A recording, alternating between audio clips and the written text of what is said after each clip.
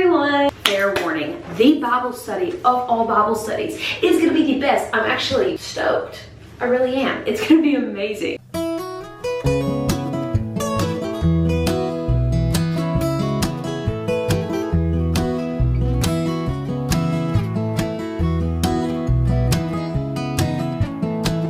Welcome to the official Proverbs 31 Bible study. I like to call this video, Learn Her to Become Her. Before we hop in today, I do have to tell you guys what Bibles I'm reading out of. I'm reading out of 3 different translations. These are my 3 Bibles I'm reading out of today. This is a John Maxwell Leadership Bible. This is an NLT Study Bible. And then this is my normal NIV Study Bible.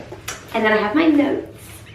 I just want to give a special shout out before we get started to Elevated Faith. They're truly one of my favorite companies. This jacket I'm wearing is actually from them. It's one of their signature pieces. I absolutely love wearing it with all my church dresses and things like that because look how cute that is. It says, what a friend we have in Jesus. It is truly a great way to share the gospel, and it also just goes with literally everything, and so I love it so much. Thank you guys to Elevated Faith. You mean the world to me. Use my code. I'll put it right up here for you guys to go get shopping on Elevated Faith. All right, let's get into it. I did a Proverbs 31 Bible study almost 2 years ago, which is really crazy. And I was re-listening to it the other day, and I had just realized like it was so sweet and so tender, but I had spiritually grown so much from the first time I had read that. And so I wanted to go back over it today because I've matured a lot since I first did that Bible study. And so I went through all my different translations and really studied it out to get a really good, clear picture on the Proverbs 31 woman. And I also led a Bible study about a couple of weeks ago with some girls from my church. And as we were kind of talking about it, I got some fresh revelation. And so I wanted to do a full video about talking about the Proverbs 31 woman. Learn her to become her. A little quick overview is right out of the John Maxwell Bible, and it talks about a woman of influence, and these are just some notes from her. You guys can screenshot this if you guys want to see it, but it says her assets, her achievements, her attitudes, and her applause. And I absolutely love this. I thought it was so cool. This right here is my NLT Bible, and so I took a lot of notes because this is a different translation. I got a lot of new revelation, which is really cool. And then I wrote down some notes over here as well. Once again, you guys can screenshot this if you want. And then this is actually the notes I took about 2 years ago. About more like a year and a half ago, and I led you guys through this Bible study. There is a full Bible study on my YouTube of me going through this right here. And then here are my notes we're gonna be going over today. The first thing I want to talk about is I normally started reading Proverbs 31 specifically in verse 10, and that was because it started talking about the woman, but actually if you kind of go back up, it gives you a little bit more insight that I'd never really read before. And here's kind of what I got from that. Starting off in verse 1, it's talking about that these verses that are being wrote are the sayings of a king. And so what happened was actually this is something that his mother was teaching him, and then this is kind of like what he learned from her. And so it's really cool because these are the writings from a king and what his mom taught him. And the king, who was the husband, had a super high calling and anointing. And because of his high calling and anointing, he was looking for a wife of noble character. And so he was looking for someone that not just appearance-wise, but also her character and the things inside of her, truly that was what held more weight to him. That's what mattered more. And so that's actually like what he was looking for, was these type of things. And so it's so crazy because I never really read that before about kind of like the above thing about that. Literally what is being listed is this king is listing what he is basically looking for or what he has found in a wife. And so I think that that's so cool that a literal king is describing that this is what his queen, his wife should be like. And so he's looking for someone who is going to keep himself pure, and I kind of talked about that before. And I really loved, I wrote down this specifically in my notes right up here, and it says because of the king's calling, he couldn't just date any girl. And obviously like in these times dating really wasn't a thing, but what I'm saying is like he couldn't just be with any other girl. He had to have a virtuous woman because of his high calling and his high rank, which I just think is like so cool because whenever you think about a true kingdom couple, which is ultimately, if you're watching this video, it's obviously what you're striving for, what you're looking for is to, you know, be equally yoked with someone, to be aligned with someone, that you're going to be a kingdom couple together. And so that means like a power couple for the kingdom of God, meaning that y'all are both equally yoked working together. You know what I mean? Like one person isn't growing in the Lord and the other person's laying on the couch not doing anything, not going after their goals. It's two people that are actively moving forward towards their calling and towards what God has called them to do. And so it will never go well if one person is moving and going after God's calling for their life and they're actively, moving forward, literally. And the other person is on the back burner, laziness, not doing anything. You need someone that are going to come together and pursue God first and run after God together. And so I think that this is a beautiful image that's being set up about how this wonderful king, which it does talk about towards the end of Proverbs 31, about how he is well known in the city gates, people applaud him, but also he's looking for a wife of noble character. And that's kind of what we're going to lead into with that very first verse. Here's something I wrote down in my notes I just thought was like really impactful. And I wrote down, he needed a woman whose value was found in her character more than her appearance. Hence why verse 10 starts off by saying, with a noble / virtuous wife who could find, meaning that they're actually far and few between. They don't just show up every day, because this woman who cares more about investing in her character, who cares more about blessing other people, who cares more about the impact she has on people, she cares more about that kind of things. And that is going to take a lot of self-discipline, self-control, patience, working on yourself, abiding in the Lord, all of those things that are not normalized, sadly, in the world that we live in today. And so this woman is, like I said, comes far and few between, because it says in verse 10, whenever it's starting off to describe this woman, a noble and virtuous woman who can find. From the NLT first. This is verse 10. It says, who can find a virtuous and capable wife? She is more precious than rubies. And I just wrote in my notes, what I kind of like to do, if you guys are new to note taking, is anytime I read something, I like to write things on the side that kind of help me understand it better, especially whenever I study it for the first time. I feel like writing it down a couple of times really helps me get it from head knowledge to heart knowledge, because it's helping me retain the information more, and then also personal notes for me to grow in. So on my notes, kind of here over on the side, because I did have some room to take notes, I wrote down this, that her worth is priceless because her character holds so much more value, and she is known by kings as a woman full of virtue.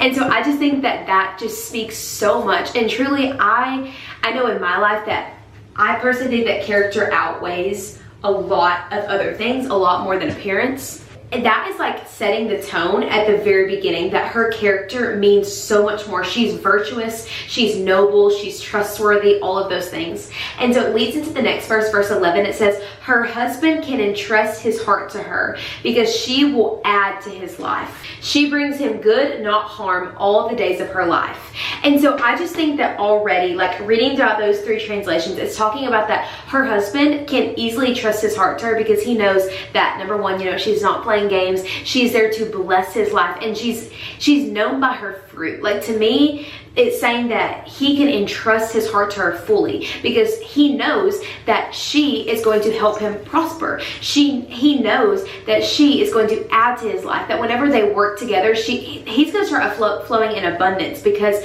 of the character and things going on in her life. So I just think that personally, that just kind of shows that she's trustworthy, but also she's a good steward of things. So if her husband is entrusting his heart to her, he can entrust other things to her, and she's going to be a good steward of that. I wrote that in my notes, that she brings him victory and adds only good things to his life. And so for me, I'm just kind of thinking like, okay, she's not going to be gossiping. She's not going to be causing strife in his life. She's not going to be talking badly behind his back. Instead, she's going to be a woman that's praying for him, that is praying on his behalf, interceding for him, having discernment for him, like all of these things. And that she is going to, whenever she walks into a room, it's going to reflect goodness on him because of the way that she carries herself. I just kind of wrote down in my notes as well that the way I carry myself should add to other people's life in a positive way. One thing I always pray specifically, like whenever I'm going to eat with a big group of friends or things like that, on the way there, I like to take some time to pray that the way I carry myself, the conversations that I partake in, I pray that that would provoke hunger in other people to get closer to God. So if I'm talking about, what the Lord's been teaching me and things like that, that would literally provoke hunger out of other people that are just listening to me. We're gonna move on to verse 13, and it says this. It says, she finds wool and flax and busily spins it. Verse 14 says, she is like a merchant ship bringing her food from afar. meaning that she is always pouring kingdom wisdom into others, so she herself must be full of wisdom. And I think that that is so good. One of the things that whenever I kind of break it down and study this, it talks about that that she is full of fresh wisdom and things like that, and that she is seeking out her daily bread, meaning that she is spending time with the Lord every single day. And so whenever I read that, that makes me think of that, like, she takes care of herself, not just physically but also spiritually, that she is pouring into other people, so therefore she has to be poured into herself, meaning that she's spending time with God every day, that God is going to be her source in her life, that whenever she pours out good things, like it said in the last couple verses, that she's adding good things to people's life, meaning that first she's consecrating herself to the Lord, coming before the Lord and being filled up by Him so she can pour out onto other people. I absolutely love this verse. It's verse 15, and it says, she gets up before dawn to prepare breakfast for her household and plans the day's work for her servant girls. There is a lot of different translations whenever I read that, but basically they all say how she gets up early. Another translation says this. It says, she also rises while it is yet night and provides food for her household. Basically that means this girl is up before the sun is up. So for me, I'm going to say like 4:30 to 5:30 she is up. And so I just think that that's so encouraging. That's one thing I know, that I feel my best in life whenever I'm getting up early. I feel worse whenever I have a late start to my day. So this, whenever I read that, it's always super convicting to me to start getting up at my first alarm and not waiting till my third snooze to get up. Because truly that is setting yourself apart, and that's setting yourself up for success. It's actually like, it's kind of interesting. It's scientifically proven that you're going to have a better day and that you're going to lead a better life if you're getting up earlier, because it's almost like you have a whole jump start on the rest of the world, because the rest of the world normally sleeps in. But if you can get up, spend time with the Lord, really just sit alone with your thoughts without being, poured into by your phone and things like that. Actually, this is one thing I've been convicted of whenever I wake up in the morning, my first reaction should not be to get and start checking social media. This is something that I fall into like a little often, and I'm being super transparent with y'all because I want to tell y'all about what I'm also like really trying to work on. And so whenever we are first poured into by this, we've already filled ourselves up, and you have a capacity every single day. And so that's why even in the Bible, not to get too far deep into this, but it talks about your flesh and your spirit, that if you want to build your spirit, you have to starve your flesh. Do you know how that you feed your flesh? You get on your phone and you get in all the things from the rest of the world. One thing, actually, I was in a Bible study last night. One of the things I thought was really good is we were reading like these success books, and one of the things they said is that our minds are not designed to know everything, and social media has made that so easy that whenever you get on there, you know about every war going on, you know about all the different things going on in throughout the world, and our minds were not designed to hold that much capacity and to hold all that knowledge and things like that. So if your mind is constantly being filled up by everything that's going on in the world, your mind's not going to have any room to accept and hold the things that God's trying to teach you, because you've already filled your mind with the things of the world.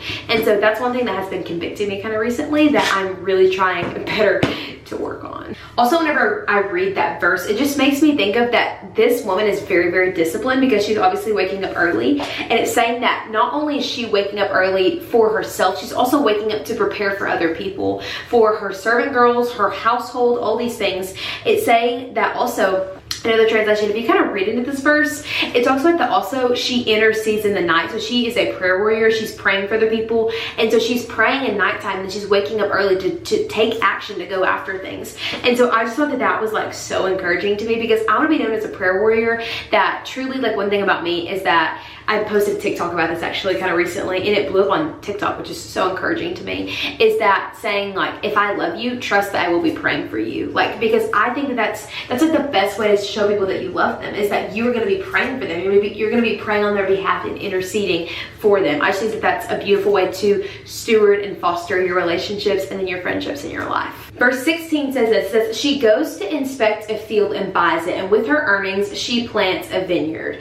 Okay, so to me, what that means is that this woman is going after all the dreams in her heart. So what that said is that she goes and she inspects the field, and then she moves on and she takes action. And I think a lot of people, like, they keep all these dreams inside of their heart, but they never actually take action and jump out and do those things. But it is so, so important that whenever God put the dream in your heart, that you are going to take action on that and move quickly. Because the thing is if you don't, God will raise up someone else to do those things. And so one thing about her is, even though she was a woman, she was a boss woman. She was going to get things done. So yes, her husband was a king, but she also knows that she has a calling on her life. God has given her so many great abilities, and so she's going to be a great leader. So I want to encourage you guys to, if you're in a relationship or anything like that, don't rely on him just to move forward with and what God's called him to do. You can also move forward. Whatever God has planted your feet, whatever he's called you to, you have a kingdom purpose just as much as he does. So y'all can work together and encourage one another, but you have to move on to things that God has called you to do.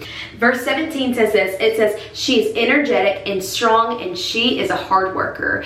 This speaks volumes to me, because I think that sometimes like we can get a little bit like falling into apathy, where you kind of feel like you have a lack of emotions, you get really sleepy, and you're kind of just get complacent in things in your life. And so reading that verse was super encouraging to me, because it's saying that like she's going after things, she's energetic, and obviously whenever you bring energy and joy into the room that God has given you, it completely can shift a room. Have you ever walked into somewhere and it just feels dark and everyone's sad and upset? Honestly, that's what a lot of our world is like. Whenever you walk in and you're full of the joy of the Lord, you're full of energy, and you're a hard worker, friend, you can shift the whole room because of what you carry on the inside of you. And so that's why I think it's so important that, you know, she's up, she's at it, she's strong.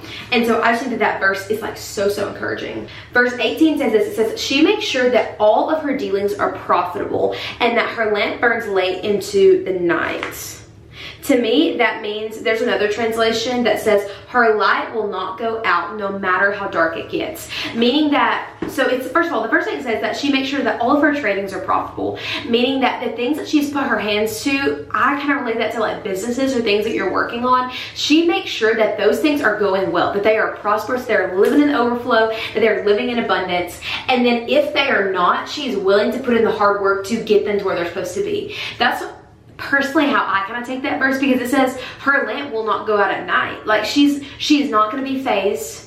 She is going to be a hard worker, and so she's going to make sure that what she puts her hands to shall prosper. So of course we have God's favor on our life, especially if you're living your life for the Lord. You're going to have God's favor on your life, but also you have to make sure that you are equally putting in hard work, because you can't just say, okay, God, just send me a blessing, and then expect not to work whenever God puts something in front of you. God has called us to be hard workers. He talks about that in the book of Proverbs, to be a hard worker, and that lazy people, they'll get nowhere and they'll end up destroying their whole life.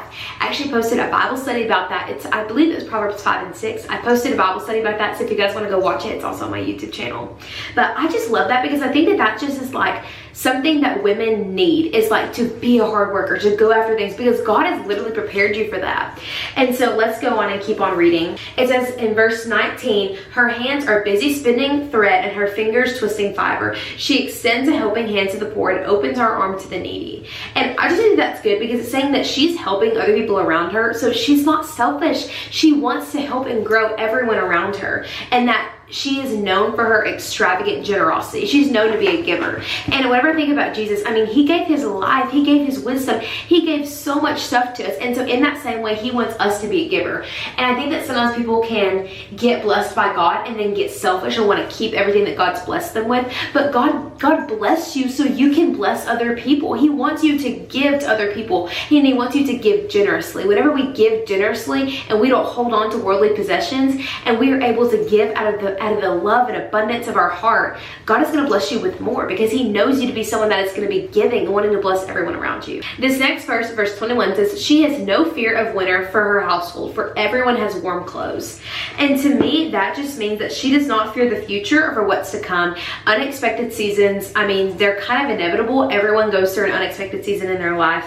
But the thing is that they don't faze her, because she knows her household is covered, meaning that she has what she needs. She's taking care of the things that her household needs. So her children, people that work for her, all of those things, they're going to be taken care of. But not only just physically, but also spiritually, I think is so important. Meaning that she is a prayer warrior. She's going to be covering her home, and that nothing is going to catch her off guard, because she knows that if she is interceding and praying, that the Lord is going to take care of her, and that whenever the Lord is taking care of you, nothing is going to catch you off guard. Your foot is not even going to be cast up against a stone. That the Lord has already ordained your steps. He's already guided you, and you're not going to be caught off guard. You're not going to fall away. God is going to take excellent care of you. Whenever you are listening to God and you're tuned into God, you're not going to be caught off guard by the enemy. He's going to be taking care of you. And that's why this woman has so much confidence, because she knows that no matter what season comes, her household is going to be taken care of.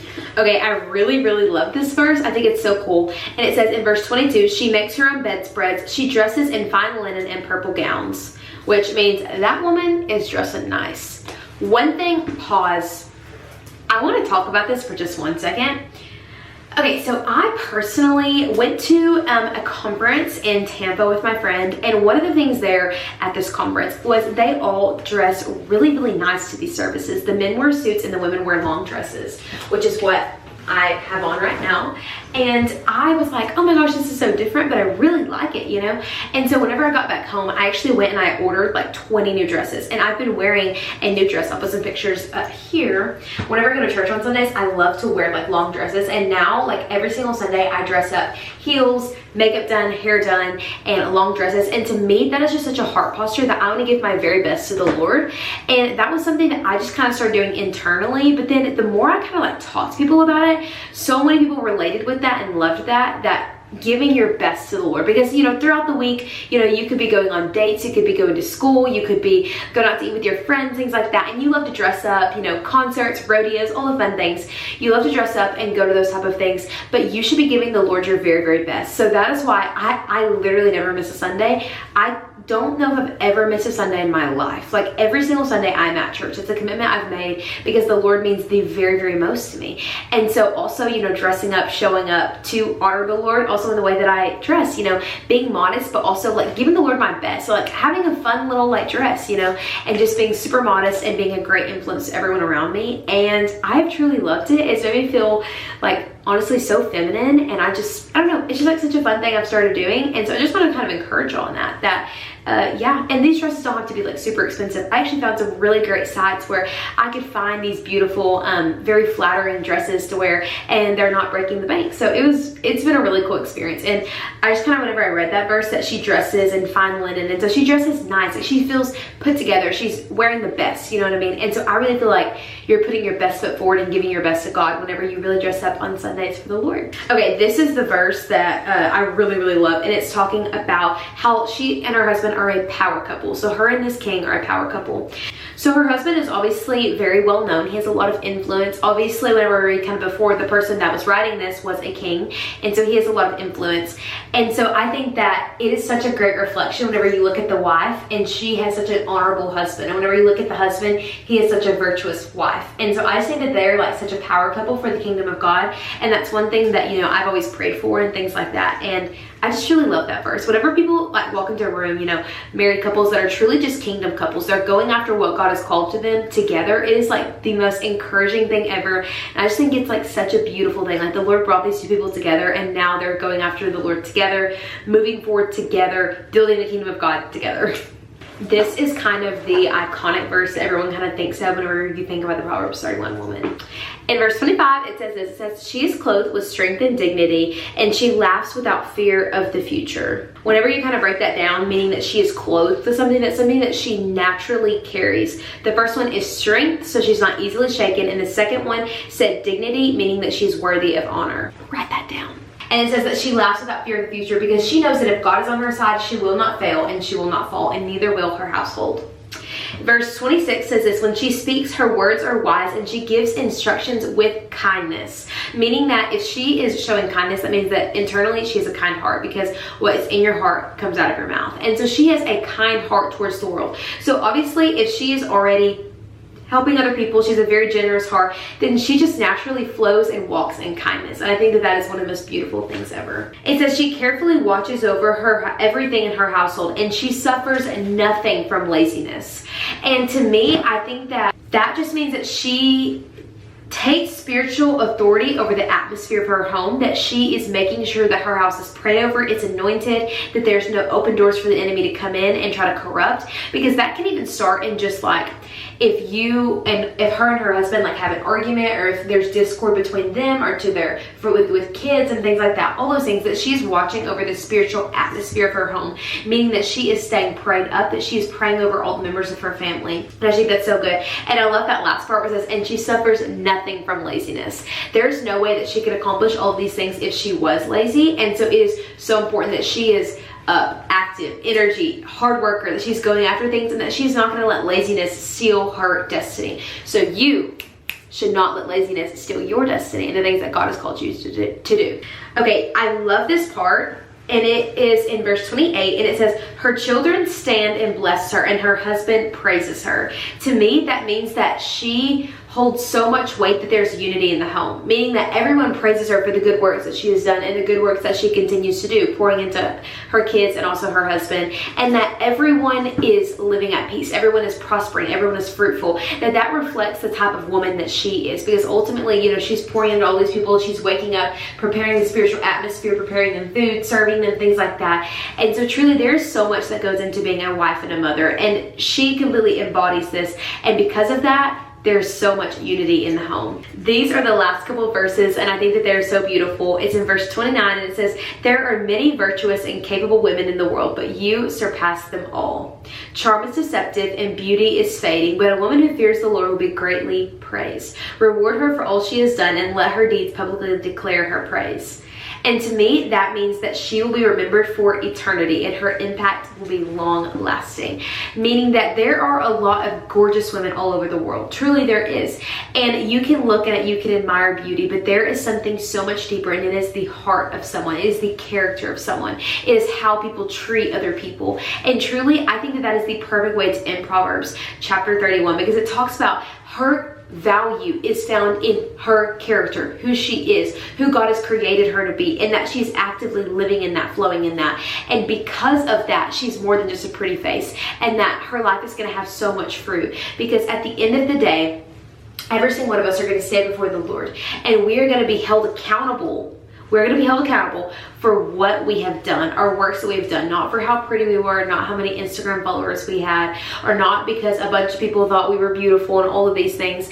And you know, being beautiful is not a bad thing. I mean, I think it's a wonderful thing that God has blessed us with, but your character and the things that God has called you to will hold so much more weight and so much more significance. And I don't want to be remembered as someone that was just absolutely beautiful. I want to be remembered as someone that was super impactful. And that's why in that last verse, it talks about that she will be remembered for eternity, because her impact will be long lasting. That she's not only impacting her, you know, household, her family, but she's impacting everyone around her. That she is a strong leader, because her husband has influence, so does she, and they are virtuous, honorable, and noble couple going after the Lord together and creating a lasting kingdom impact. What I want to leave you guys with today is this. Is that it is so important that you study these things out. You study these things that we talked about today. That you are learning what the Proverbs 31 woman is, so that you can become a Proverbs 31 for yourself. And the reason I tell you guys this is because maybe you're in a place right now, and I talked about this in the very first video, where you want to get married, and that's like your number one kind of thing. I know that women can fall into that a lot, and I've been there before, where you think about, you know, oh, I want to get married, I just came in for the season of life, da da da. But you need to take a second and ask yourself, are you where you want to be? Are you where you want to be? Because it is so important that, yes, like we are called to serve and love a man that the Lord has assigned us to. But it's very important that you don't get lost in that you forget about your identity and your impact for the kingdom of God, because you have massive value. There are people that you will touch that I may never meet. There are people that you are assigned to and called to impact by the way that you live your life. Not just the words you say, but the way that you live your life truly matters. And so that's why I wanted to make this video, to really encourage y'all that you can't spend your whole life just worrying about, you know, a man. Like that is a very important part of life. And whenever it's your season for that, and it's amazing. But right now you should be more focused on becoming the woman that God has made you to be. The Proverbs 31 woman who has amazing attributes. Actually, I want to talk about really fast some of the leading qualities that she had. The first one is she is trustworthy. She's known as a trustworthy person, not only to her husband, but to other people. That talks about that in verse 11. In verse 15, it says that she is dedicated, disciplined, and put together. And that is what I want to be known as, because that makes you, once again, trustworthy, because people know that if you say you're going to get something done, if they ask you to do something, that you're able to get it done. Verse 16 says that she takes actions on the dreams that God's put in her heart. And so, you know, that means she's a hard worker. worker, you can entrust her with a project and she's going to see it to completion. Verse 15 says that she's a prayer warrior. Verse 20 says that she is giving. Verse 21 says she is steadfast. Verse 26 says that she's kind. And it says in also these verses that her attitude, she is delightful, she's healthy, she's compassionate, she is unselfish, she's public, that she is trustworthy, she's a positive influence, she's a hard worker, she's a planner, and she's protective. And it also says that, you know, the applause she receives are from her family, from her husband, for her kids, and then also from God. And I think that as women, sometimes we can look for validation from the world. Ultimately, that's kind of like why TikTok is really popular, is because a lot of women make these videos and they want to get outward applause because that's where they get their validation from. But really, the Proverbs 31 woman, she was looking for, number one, God's approval, her husband and her wife and her kids, and that's it. That's the approval she was looking for. And it says that her family would rise and call her blessed. And so even if you're not in a place right now where you're married and have kids, because I mean, I'm not either, I'm 20, but you should be looking for God's approval because that's what's going to drive you. You should be looking for your family's approval because that's what's going to drive you. Whenever you are moving people closer to God and you're going after the things that God has called you to do, that is whenever you're going to find true impact. And whenever you are truly impacting people, I promise you, you will find fulfillment. So if you're even like searching for fulfillment in this season, going after the things that God has called you to do, that is where you're going to find true fulfillment and long-lasting fulfillment in doing the things that He has designed you to do. And that's your own that is your own personal purpose, your own personal calling that God has designed you and created you for. He gave you very specific gifts so you could do those things. So, friends, I am so proud of you. I'm so excited we got to go through this Bible study. I would encourage you guys to send this to a friend and do this Bible study again and again and again. That is one thing. I'm not just encouraging you guys to listen to my voice over and over, but that is one thing that is so important to me, is that I keep this bread that the Lord has given us, this fresh revelation that the Lord has given to us, constantly in my mind. So that is why, like, I have so many different Bibles, and I will redo this Proverbs 31 Bible study over and over and over. I take new notes every single time. I try to keep it very fresh in my mind because this is what God has called us to do. So I want to encourage you guys, if you want to do this again, do it with a friend. Like, make it fun. Y'all go to a coffee shop, get an iPad, get a MacBook, anything like that, or watch it off your phone, and do it together. You know, grow in the Lord together, encourage one another, build each other up, hold each other accountable. I think that community is so beautiful. God designed it for us, so I encourage you guys to go and do that. If you guys want to purchase any of these Bibles, it is linked in my description box down below. I don't say that to put a plug, but I also just want to encourage you guys that this was the best investment I ever made. It's the best money I've ever spent, was growing me closer to God. And so all of these things that I personally use are linked down there, as well as that I have everything in my Bible bag between all of my highlighters. I get asked all the time about what highlighters to use. I personally use mild liners, and you can buy them in Target, but I don't know if they have like all the colors I use, and sometimes some Targets don't carry them. I just always buy mine on Amazon, and it has like all the colors that I normally do because I like to use like colors like this. But specifically, they have highlighters, and they also have underliners on them too. That's why I love them so much. And they also don't bleed through the pages, which is such a plus. And then as well as that, for note takers like myself, I like to get every single sticky note I can get my hands on, all different shapes and sizes for whatever Bible I'm reading out of, and I take a lot of notes in these, and truly it blesses me so much. So all of those things, pins, everything that you could be possibly looking for is in my description box down below, specifically in my Amazon storefront. What I like to do is just do like a one-stop shop, so you guys can go and buy the Bibles I use, everything else that I use, the journals, the Bible plans, highlighters, sticky notes, all the things. You can just purchase them on Amazon, and it's truly the best because then you can just have all of that at your doorstep, and it'll be so encouraging for you to be able to do this Bible study in your own Bible. Anyways, I love you guys so much. I encourage y'all to follow me on Instagram and TikTok because I post daily on there, and I just kind of go over all the things that the Lord is teaching me. And so, yeah, I love you guys so much. Thank y'all for joining me for this Bible study, and I'll see y'all in the next episode. Comment down below what recommendations, what you want to see in my next couple videos. I love reading them, and I love hearing all of you girls' encouragement. Love y'all so much. See y'all in the next video.